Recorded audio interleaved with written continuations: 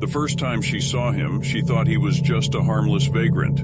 But as she stared into those empty eyes, she felt a chill run down her spine. There was something off about this man, something not quite right.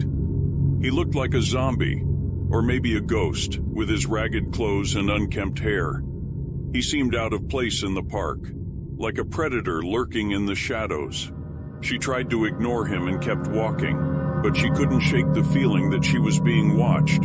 She looked back over her shoulder a few times, but he didn't move. He just sat there staring at her with that creepy smile on his face. The next day, she saw him again, standing across the street from her apartment building. He was still staring at her, and this time she could see the hunger in his eyes.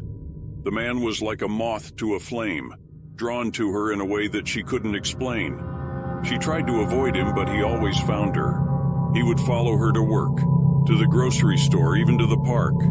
He was like a shadow, always lurking in the corners of her mind.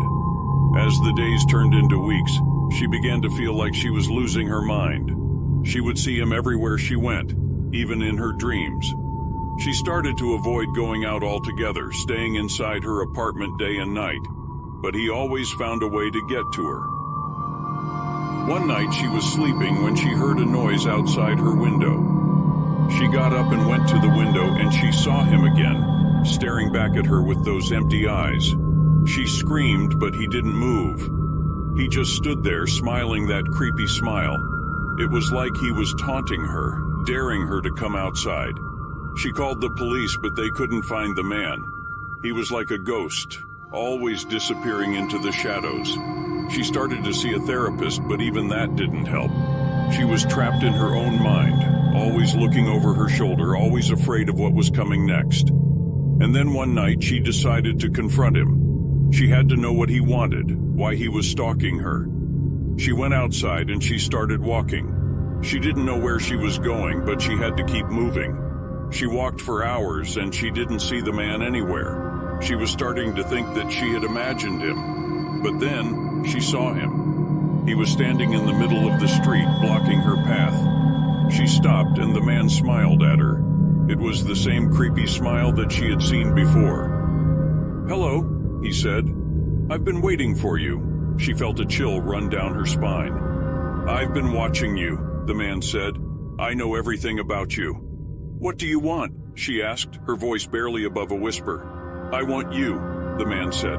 "I want to be with you." She shook her head. "No," she said. "I don't want to be with you." "You will," the man said. "You'll see." And then he was gone. She ran back to her apartment and she locked the door. She was so scared. She didn't know what to do. She knew that she couldn't run from the man forever. She had to find a way to fight back, to take control of her life again. She started to research the man, trying to find anything that she could use to protect herself. She discovered that the man had a history of stalking, of preying on vulnerable people like her. She started to take self-defense classes, learning how to protect herself in case the man ever came after her again. She started to arm herself with pepper spray and a knife, anything that could give her an edge in a fight. She knew that she was in a fight for her life, but she was determined to win. She was going to stay strong, and she was going to fight back. She wasn't going to let the man win, not this time.